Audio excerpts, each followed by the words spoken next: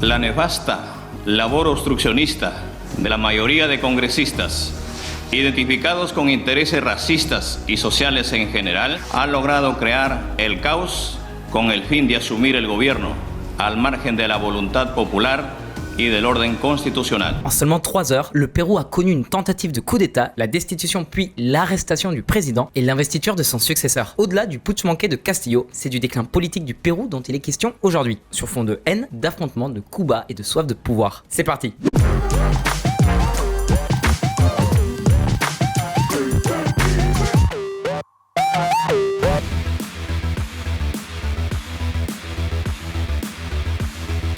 Qu'est-ce qui a poussé l'ancien président Pedro Castillo à commettre un tel acte de subversion institutionnelle? Avait-il vraiment le pouvoir de dissoudre le Congrès? Et pourquoi ça a capoté? Un peu de contexte. Pedro Castillo vient d'un milieu humble. Il était instituteur en campagne dans l'une des régions les plus pauvres du Pérou. Il a une position très contestataire et n'avait aucune expérience préalable en politique. Pourtant, le 28 juillet 2021, il devient président. Esta vez un gobierno del pueblo ha llegado para gobernar con el pueblo y para el pueblo. Es la primera vez que nuestro país será gobernado por un campesino, una persona que pertenece, como muchos de los peruanos, a los sectores oprimidos por tantos siglos. Son mandat n'aura même pas duré 1 an et demi, 495 jours pour être exact. Pendant les élections présidentielles de 2021, Castillo passe au second tour avec seulement 18,9% des voix des électeurs inscrits, nuance importante au Pérou, et remporte l'élection à 40 000 votes près sur un total de 19 millions de suffrages exprimés. Il remporte l'élection face à Keiko Fujimori, la fille de l'ancien président Alberto Fujimori, aujourd'hui incarcéré, et qui est au contraire une politicienne expérimentée. La crainte d'un retour à la période la plus sombre des 2 mandats successifs de Fujimori, de 90 à 2000, a poussé la majorité du peuple péruvien à voter contre elle. Le Pérou a élu un inconnu dont le principal mérite était d'être d'origine humble, avec un vernis et un discours politique très marqué à gauche. Mais dès le début, il est clair que Castillo va passer une période très difficile. Président qui a pris ses fonctions avec un très faible soutien. Il n'avait pas de parti politique. Il a eu du mal à constituer un cabinet en constante évolution et il était en conflit permanent avec les congrès. Flavia Freudenberg, politologue à l'Université nationale autonome du Mexique. Il n'a pas d'expérience politique, pas de programme clair et s'oppose frontalement au Parlement. La présidence de Castillo est un véritable désastre. En seulement 495 jours, il forme 5 gouvernements successifs qui totalisent 78 ministres différents. Le coup près tombe quasiment chaque semaine. Seul Roberto Sánchez, ministre du Commerce extérieur et du Tourisme, reste en poste tout au long du mandat. Scandale et hautes malentendus poussent les autres à la démission ou au licenciement. C'est les chaises musicales, même dans les ministères les plus importants. Les ministères de l'Intérieur et de l'Agriculture voient respectivement passer 7 et 6 ministres. Évidemment, avec tout ce va-et-vient, impossible de mener tout projet politique. À tout ça, on ajoute un pouvoir législatif qui lui rend la vie impossible. Pas de programme, une classe politique incompétente, un ping-pong entre une gouvernance qui se réfère au marxisme et en même temps conservatrice, et coup de grâce, une série d'enquêtes pour corruption. C'est en octobre 2022 que la nouvelle tombe.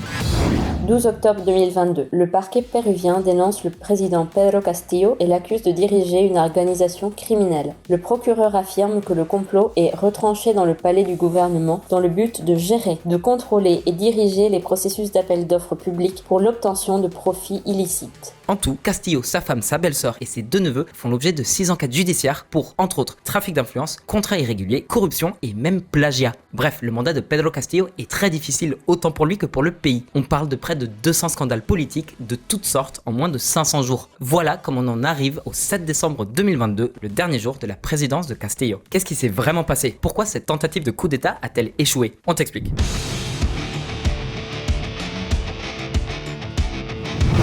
Le non-coup d'État.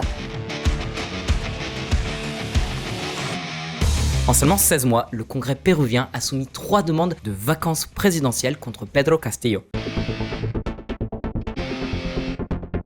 La vacance présidentielle qui s'apparente à un vote de défiance est le mécanisme prévu dans la constitution péruvienne pour permettre au Congrès de destituer un président. Elle peut être invoquée pour diverses raisons, parmi lesquelles l'incapacité morale. On peut mettre ce qu'on veut derrière cette expression. Autrement dit, le Parlement a carte blanche pour défier le président dans une interminable succession de motions de censure.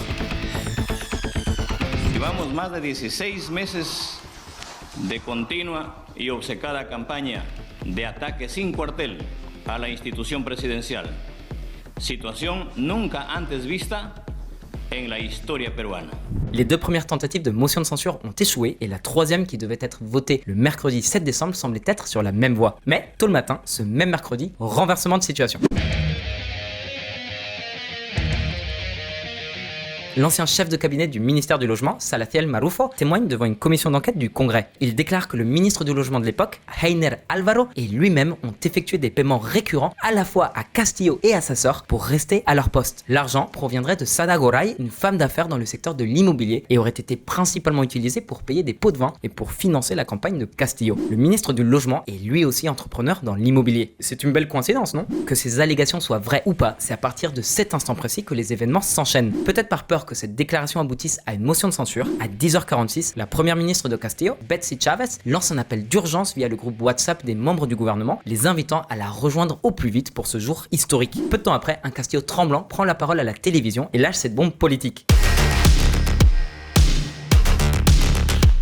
Tomamos la decisión de establecer un gobierno de excepción orientado a restablecer el Estado de Derecho y la democracia, a cuyo efecto se dictan las siguientes medidas: disolver temporalmente el Congreso de la República e instaurar un gobierno de emergencia excepcional, convocar en el más breve plazo a elecciones para un nuevo Congreso con facultades constituyentes para elaborar una nueva constitución en un plazo no mayor de 9 meses. A partir de la fecha y hasta que se instaure el nuevo Congreso de la República, se gobernará mediante decretos ley.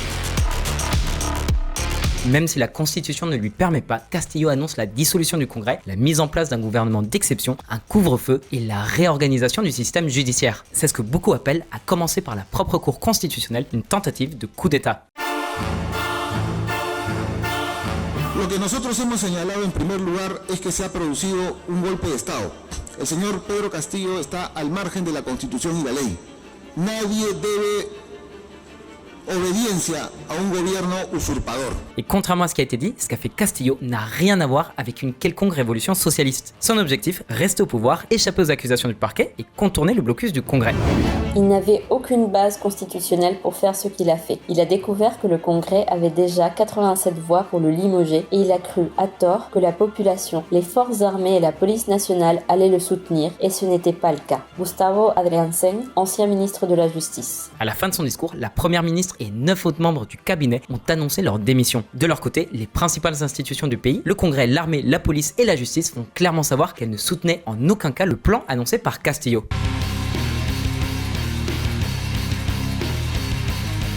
À peine 1 heure après son discours, il quitte le palais présidentiel avec sa famille et son avocat et ancien premier ministre Aníbal Torres. À 13h40, moins de 2 heures après son discours, le Congrès le démet de ses fonctions et le président entre en détention. Castillo tente de se rendre à l'ambassade du Mexique, mais sans succès. Ses propres gardes du corps, sur ordre direct de la police, stoppent son van et procèdent à son arrestation.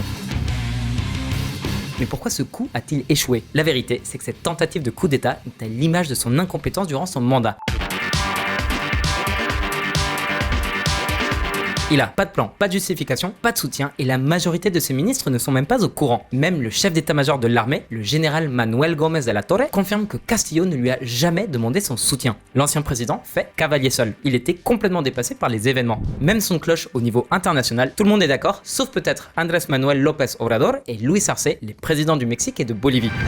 Nous regrettons qu'en raison des intérêts des élites économiques et politiques, depuis le début de la présidence légitime de Pedro Castillo, un climat d'affrontement et d'hostilité ait été entretenu contre lui au point de le conduire à prendre des décisions qui ont servi ses adversaires. Andrés Manuel López Obrador. Dès le début, la droite péruvienne a tenté de renverser un gouvernement démocratiquement élu par le peuple, par les classes humbles qui recherchent plus d'inclusion et de justice sociale. Luis Arce, président de la Bolivie. Alors, même si Castillo a ses torts, il n'est pas le seul à blâmer.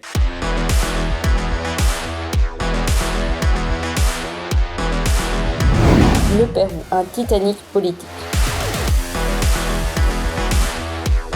Après 3 motions de censure en seulement 16 mois, Pedro Castillo sera poursuivi pour rébellion et peut-être même pour complot contre l'État. À présent, le Pérou a une nouvelle chef d'État, Dina Boluarte. L'ancienne vice-présidente de Castillo avait démissionné après la tentative de coup d'État et avait été très claire en condamnant son ancien allié. Il y a une tentative de coup d'État par M. Pedro Castillo qui n'a pas trouvé d'écho dans les institutions démocratiques, ni dans la rue. Le Congrès de la République, suite au mandat constitutionnel, a pris une décision. Il est de mon devoir d'agir en conséquence. Dina Boluarte, vice-présidente de Pedro Castillo et nouvelle présidente du Pérou. La nouvelle présidente a demandé au Parlement une trêve politique et promet de former un gouvernement d'union nationale dans lequel toutes les forces politiques seraient représentées. Les différents groupes politiques ont plutôt bien accueilli la proposition, mais pas forcément la moitié du peuple qui a vu le président qu'il avait élu capturé et jeté en prison. L'heure n'est pas aux idéologies, ni de droite ni de gauche. Présidence Boluarte, nous vous souhaitons plein de succès dans la formation d'un gouvernement d'union nationale. Keiko Fujimori. Pourtant, il est presque certain que la nouvelle présidente devra faire face aux mêmes problèmes que Castillo, y compris judiciaire, avec une enquête pour blanchiment d'argent.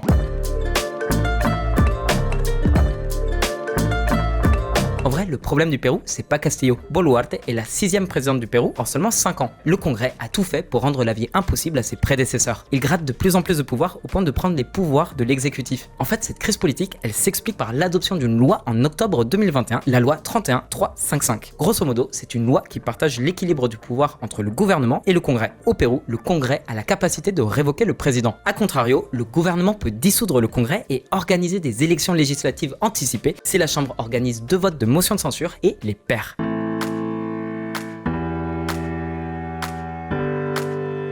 Pourtant, depuis l'approbation de cette loi, cette possibilité a quasiment disparu. En gros, le gouvernement a les mains liées s'il n'a pas de majorité parlementaire, ce qui est souvent le cas puisqu'au Pérou, le Parlement est très fragmenté. Le gouvernement ne peut faire passer aucune loi et n'a aucun moyen de pression sur les législateurs. Porque el Congreso actual ha roto el equilibrio de poderes, porque ha hecho una interpretación a su manera de la Constitución y sin cambiar la Constitución, con una ley la ha interpretado.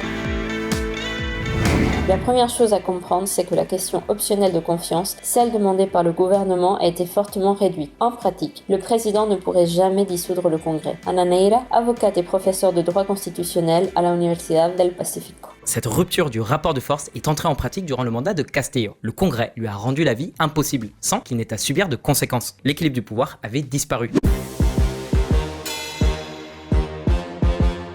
C'est ce qui a par exemple permis au Congrès de refuser près de 70 projets de loi présentés par le gouvernement. Ça explique aussi le taux de désapprobation du pouvoir législatif de 90% dans les sondages. Un record. Et c'est vraiment pas bon signe pour les futurs gouvernements. Mais c'est pas seulement une question politique ou électorale. Depuis Fujimori, presque tous les prédécesseurs de Pedro Castillo ont été poursuivis pour corruption. On regarde ça de plus près. Fujimori est en prison pour corruption et crimes contre l'humanité. Alan Garcia s'est suicidé en 2019 alors qu'il était en détention suite au scandale Odebrecht. Alejandro Toledo est recherché et il est actuellement exilé aux États-Unis alors qu'il fait l'objet d'une demande d'extradition. Ollanta Humala est poursuivi en justice et idem pour Kuczynski. Et à présent, Castillo est non seulement soupçonné de corruption, mais aussi en attente de son procès pour rébellion. Il va passer un sacré paquet d'années en prison. 18 mois pour commencer, histoire qu'il ne puisse pas se réfugier dans une ambassade amie, celle du Mexique, et quitter le pays. Pérou, l'ex-président Castillo maintenu en détention pour 1 an et demi. L'ex-président péruvien Pedro Castillo restera en prison préventive pour un maximum de 18 mois ou jusqu'à l'ouverture de son procès pour supposée rébellion et conspiration. Les manifestations pour réclamer sa libération se poursuivent et la répression a fait plusieurs victimes. La pression de la rue monte et Dina Boluarte a déjà annoncé des élections anticipées pour calmer le jeu. Mais le risque que la situation dégénère est réel. On compte déjà plusieurs victimes dans des affrontements avec la police. Sauf que les députés, ils sont pas d'accord. Ils ont été élus pour 5 ans en même temps que le président et ils ont aucune envie de se présenter devant les électeurs dès maintenant. Ils ont par conséquent rejeté la proposition de la présidente Boluarte. Bref, la vie politique péruvienne est une cata. Elle est de plus en plus instable et radicalisée. Et c'est pas sans conséquence pour la vie économique du pays et son avenir. Il est évident que la stabilité politique affecte la confiance des investisseurs. Cela les fait hésiter. S'il n'y a pas de confiance ou si elle est ébranlée, il est évident que le taux d'investissement ne progressera pas. Kurt Burneo, ancien ministre péruvien des Finances. À l'heure actuelle, les estimations de croissance pour 2023 sont à peine de 2,5%. Des agences de notation comme Fitch ont revu les résultats du pays, les passant de stable à négatif. L'époque où le Pérou était l'un des moteurs économiques de l'Amérique latine et un candidat sérieux pour devenir une puissance régionale semble révolue. Aujourd'hui, l'avenir du Pérou est incertain. La présidente Dina Boluarte est sous pression pour démissionner, mais elle refuse et le pays est sous état d'urgence. Et toi, t'en penses quoi? Est-ce que Pedro Castillo méritait-il la fin qu'il attendait? Est-ce que Dina Boluarte parviendra à stabiliser le pays? Ou au contraire, est-ce qu'on risque de voir le Pérou s'enfoncer dans une crise politique de plus en plus grave? Gracias por tu escucha, merci pour ton écoute, lâche un like, abonne-toi, fais tourner et on te dit ciao et hasta pronto.